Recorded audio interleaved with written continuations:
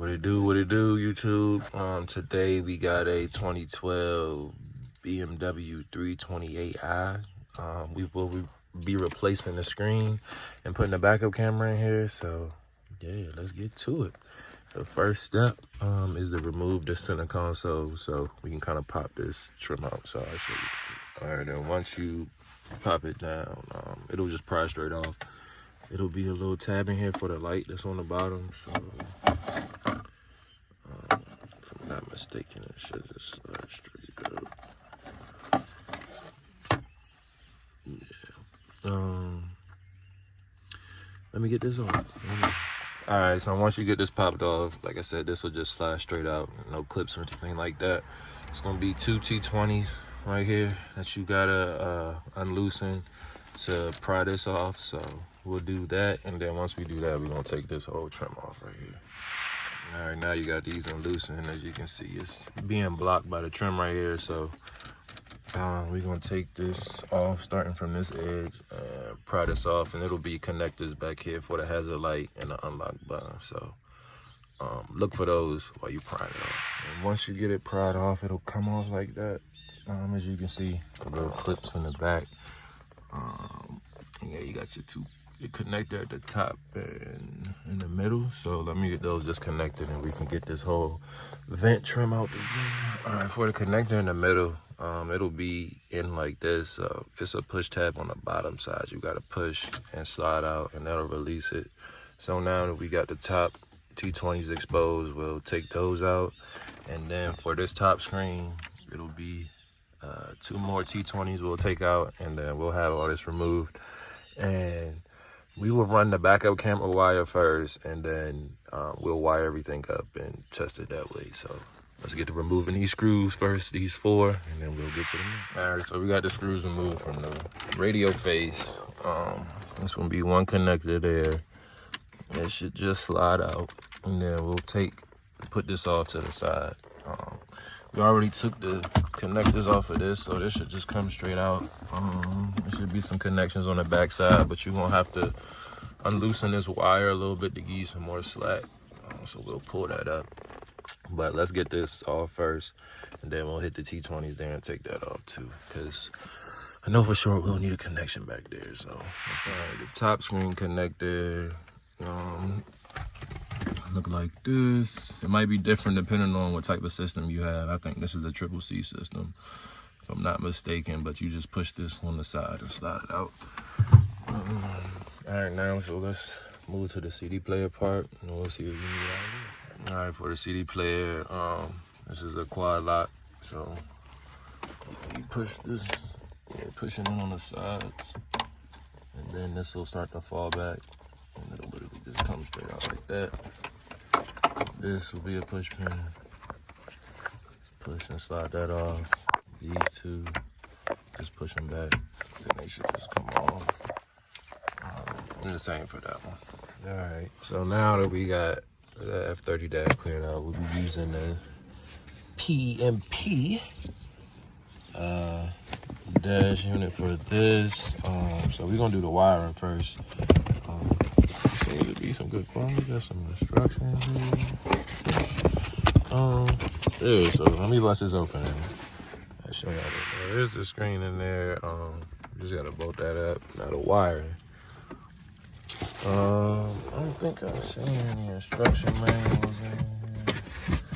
But yeah, we're gonna have to figure this out real quick. So we know the quad lock will go to that. This will go back inside of the CD player.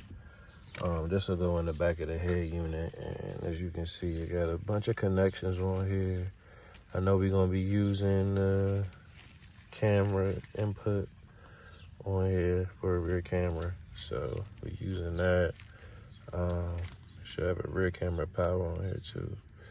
Yeah, this camera 12 volt. We're gonna be wiring our trigger wire to that, so we can get power without hitting the tail light. And yeah, we will keep it moving. So yeah, I'll show y'all how to run the USB cables too. It looked like it came with a charm as well, so we'll put that back there. Yeah, I don't know if we'll need this aux cable or not, but we'll see.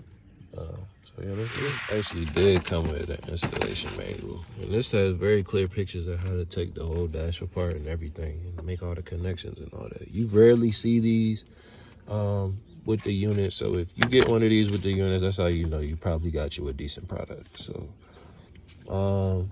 yeah, I'm gonna take their advice and run my cables above the glove. So as you can see, if you pry this little panel off right here, you look through, you can see you're straight through to the vents, right? So I'm gonna just stick my fish tape through there and feed my camera wire through, and yeah, that's how I'm gonna start running it. And then I'll come down here through the rocker panel all the way to the back. Y'all know how that goes. So let's get it. As you see, you got the video wire for the camera ran through by the glove box and coming out on this side.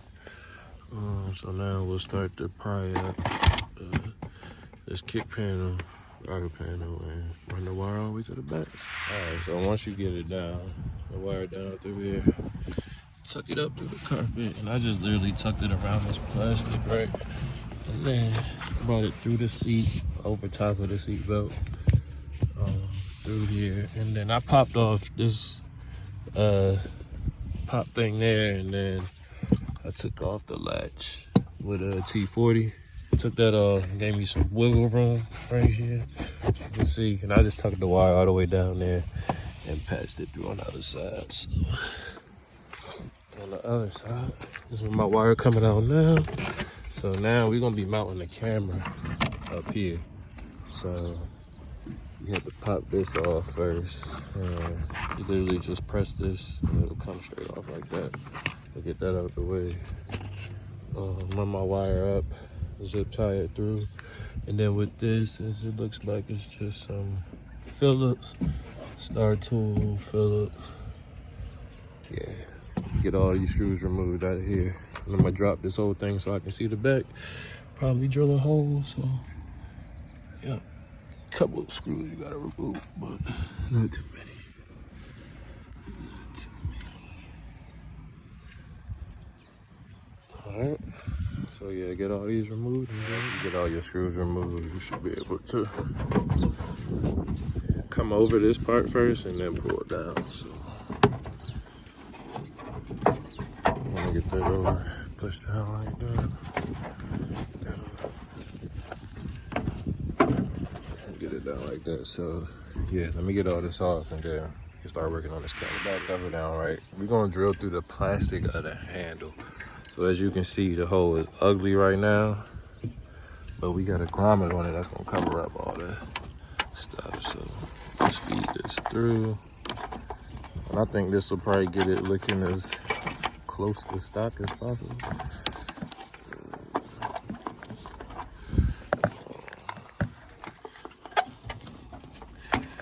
Get all that through. As you see, it dropped right out the back. Right here. Pull my camera up. Right. This is grommet. So let me put the grommet on there and I'll show you how it looks after I get it screw on. It should look like that. You see I got the grommet on there to protect the hole. And yeah. It looks pretty clean to me. I'm gonna tighten up the screws and then keep it moving. So for the power, like I said, camera trigger wire to the power of the camera. That will give the camera power, and then ground. We can just ground it to one of these. It's a ground wire right there. Inside of there, we good to go. So I'm gonna bundle this back up, put this back together, and then we're gonna test it. So for the F30, it'll come with this little back plate cover. And there'll be some little screws in here where you gotta screw it in right there, and same way on the other side to lock it in. But that'll protect it from showing it back while it's up here, since it's not the smaller screen. So I'm gonna screw this in and then hook up the connections, and we gonna test it. The two USBs, right? It's gonna be a little black piece like this, sitting inside of the glove right there. You just pop that off. You can run the wire straight to the firewall, and then just come up and come over like that. So I wrap mine around instead of going the other way. I just wrap them around, and it's still pulled all the way over. So now I just run it up through the screen we'll connect that up and get the camera wire. We're gonna connect this red trigger wire to this camera 12-volt brown wire, right? And then we're gonna plug it in our rear camera view input, which is right there. So the bottom one. So yeah, let's do that, and then we'll run that up, get that plugged in, and we gonna test. For your aux cord and run your audio out, what you're gonna do is, I'm trying to decide if I should tuck it under here, but basically you just pop up the iDrive panel, right? And you'll run your aux cable under there, and then under the glove. Well, not under the glove, but under the center console. You can take all of that. You can take the little tray out like how I did. It'll expose it just like that. So you just run it straight under. It'll come out and you plug it in. So I'll let you know how I do it up front. If it doesn't show too much wire, I might just leave it. So now that we know everything works, make sure you just run your wire straight up in between the vents so you can put the vent covers back on. But yeah, just run it straight up through. I actually disconnected my backup camera wire, connected it to the 12-volt out. For some reason, the reverse 12-volt signal wasn't giving out 12 volts actually. So I just switched it over to the red plug and we got backup camera action. So now I'm putting everything back together. As you can see, screwing in right there. So I screwed the radio player in. The CD player back in and put everything back up. And as you see, I got the wires tucked down there. And the chime, I put the chime down behind this. You can just drop it right there. It's a little sticky. And just connect it up. It's a wire on here that says little speaker. And that's what connects the little small circular speaker. So let me finish. All right, so I was getting like a green screen issue. Let me show y'all, and this is why, right? So when I first got in here, the car was set to 1280 original car screen resolution, if you can see that. So when I try to go to the iDrive menu, it would look like that. So I thought something was wrong with it. So long story short, if you do happen to do this when you first get it, just slide the screen back down, right? And just go to car settings and then original screen, car screen resolution, and just change it until you find one that basically turns on the menu when you do it. So you see now, I can see my menu. So then whenever you want to go back to the Android side, you just click on the side. So that was number one. And then for the backup camera, you got to go into reverse settings and make sure it's on aftermarket camera, and the camera format, it should work.